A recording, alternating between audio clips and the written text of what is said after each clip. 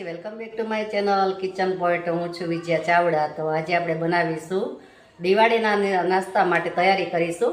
તો બનાવીશું આપણે ભાખરવડી.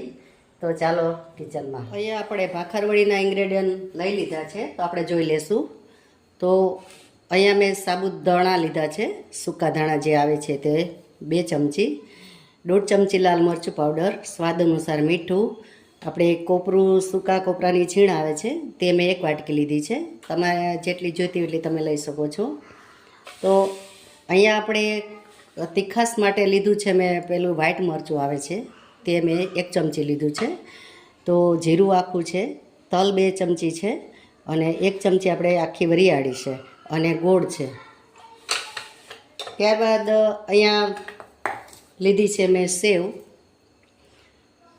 તો હવે ગેસ ચાલુ કરીશું અને આ બધાય આપણે ઇન્ગ્રેડિયન્ટ ચાલુ કરી અને લોઢી મૂકી દીધી છે નોનસ્ટિકની. તમે કડાઈમાં પણ શેકી શકો.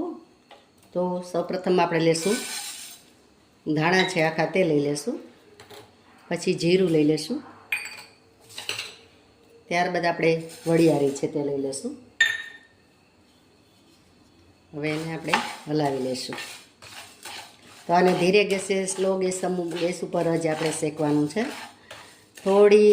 થોડું શેકવાનું છે, બહુ નહીં, કારણ કે જો વધારે શેકાઈ જાય તો એ મસાલાની બરેલી આપણે સ્મેલ આવે છે.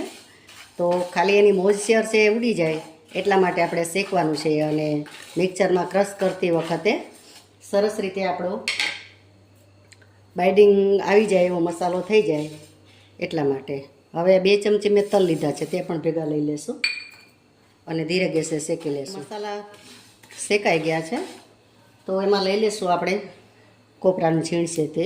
હવે ગેસને બંધ કરી દેશું કારણ કે કોપરાનું છીણ છે તરત જ બળી જાય. હવે આપણે આ મિક્સ કરી અને એને થોડી વાર માટે રહેવા દઈશું ઠરવા માટે. પછી આપણે મિક્સર જારમાં એને દળી લઈશું. મસાલા ઠરે ત્યાં સુધીમાં આપણે લોટ બાંધી લેશું. તો મેં અહીંયા 300 ગ્રામ જેવો મેંદાનો લોટ લીધો છે. તો મેં 1 વાટકી જેવો ચણાનો લોટ લીધો છે તે મિક્સ કરી દઈશું અને ચારી લેશું. આપણે લોટ લઈ લીધો છે અને મેં ચારી લીધો છે અને 2 લોટ મેં મિક્સ કરી લીધા છે, ચણાનો અને મેંદાનો. તો આપણે 3 ચમચી પહેલાં તેલ લઈશું મોણ માટે. હવે એને મિક્સ કરી દઈશું.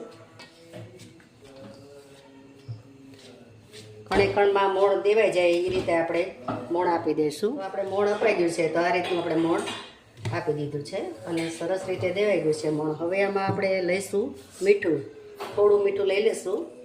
250 છે એટલે 1/2 ચમચી મીઠું લઈ લઈશું, કારણ કે આપણે મસાલામાં હોય એટલે થોડુંક મોરું ન લાગે પડે એટલા માટે આપણે મીઠું લીધું છે. હવે લોટ બાંધી લઈશું. થોડો પાણી લેતા જઈશું અને કઠણ એવો લોટ બાંધી લઈશું. લોટ આપણો બંધાઈ ગયો છે. જો આટલો કઠણ આપણે થોડોક બાંધીશું કારણ કે એને અડધી કલાક રહેવા દેશું એટલે થોડોક ઢીલો પડશે, એટલે થોડુંક મેં કઠણ બાંધ્યો છે. તો થોડુંક તેલ લઈ અને આપણે એને મસળી લઈશું. તેલ લગાવી અને ઢાંકીને મૂકી દઈશું આને. તો 15-20 મિનિટ મૂકી દઈશું એટલે સરસ મજાનો આપણો લોટ કૂણવાઈ જશે. તો ઢાંકીને રાખી દઈશું. હવે આપણે ચટણી બનાવી લઈશું. તો હવે આપણા મસાલા જે આપણે શેક્યા હતા તે પણ સરસ ઠરી ગયા છે. તો આપણે એક બાઉલ લઈ લઈશું. બાઉલની અંદર આ મસાલા લઈ લઈશું. તો એને ક્રશ કરી લઈશું. તો અહીંયા લાલ મરચું પાવડર છે તે આપણે લઈ લઈશું અને આ વ્હાઈટ મરચું છે તીખાસ માટે એટલે મેં 1 ચમચી લીધું છે. તમે સ્કીપ કરી શકો છો ન ખાતા હોય તો. અને સ્વાદ અનુસાર મીઠું લીધું છે. તો આ બધું આપણે ક્રશ કરી લઈશું મિક્સરમાં. હવે આપણે મસાલા પણ દરાઈ ગયા છે અને દરદરા મસાલા રાખવાના છે અને એકદમ મહીમ પેસ્ટ નથી કરવાની. કારણ દરદરા હોય તો આપણે સરસ ટેસ્ટમાંય સરસ લાગે અને આપણે ભાખરવડી બનાવીએ ત્યારે સરસ મજાનો લુક આવે એનો, એટલા માટે. તો આપણે એક બાજુ મૂકી દઈશું. ત્યારબાદ ચટણી બનાવી લઈશું આંબલીની અને ગોળની. તો આપણે એક તપેલી લઈ લીધી છે.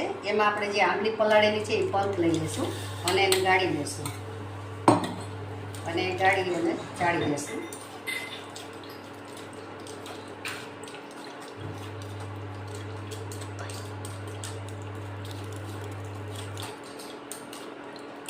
આપણો પલ્પ ગળાઈ ગયો છે. આપણે પલ્પ લઈ લીધો છે, એમાં ગોળ લઈ લેશું.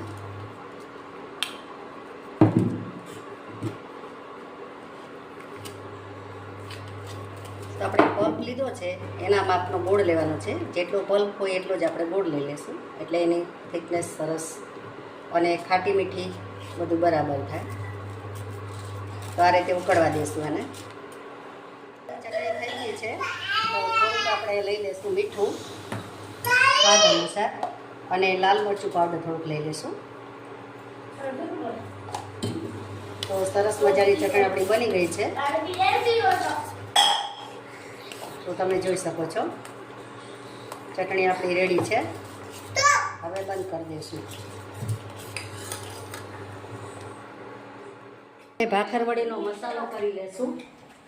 તો અહીંયા આપણે મેં આ લીમડીના પાન લીધા છે, ઝીણા ઝીણા એકદમ કટિંગ કરી લીધા છે અને થોડાક મેં એમાં ઉમેરી દીધા છે. એનાથી સરસ એવો ટેસ્ટ આવશે અને ક્રિસ્પી થશે.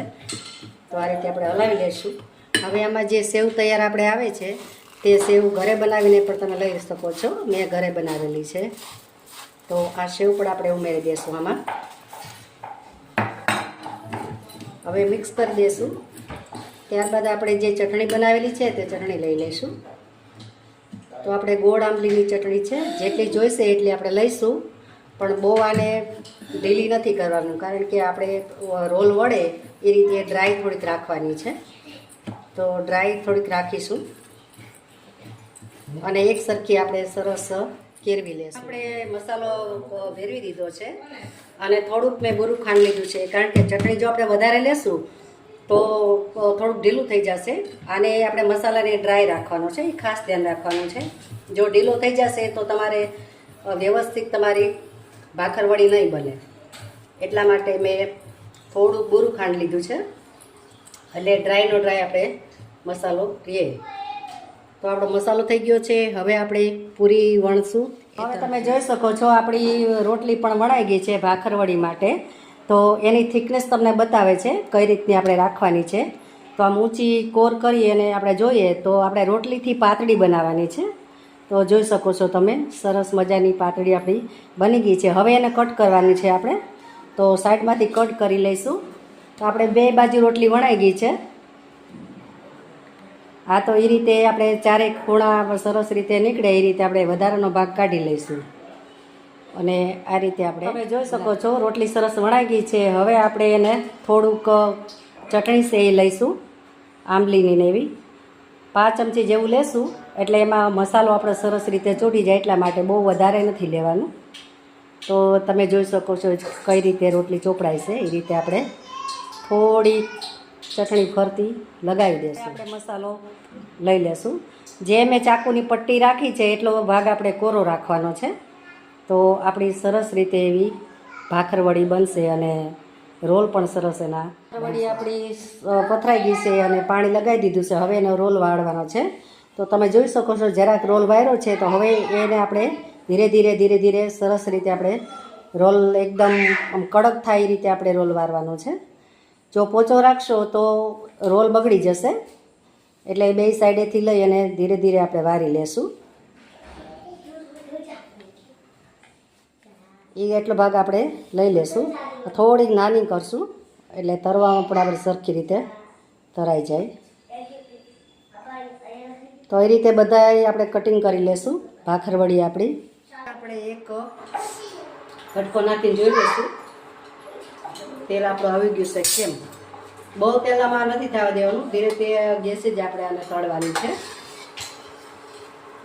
તો આપણું તેલ સરસ રીતે આવી ગયું છે. તો આપણે ભાખરવડી પૂરી દઈશું.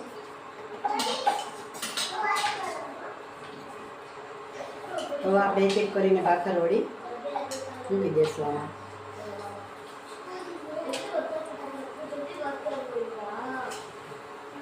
ધીમે ગેસે એકદમ તળવાની છે તો કડક અને ક્રિસ્પી સરસ થશે. જેટલી તેલમાં આવે એટલી જ આપણે લેવાની છે. તો આપણી ભાખરવડી આપણે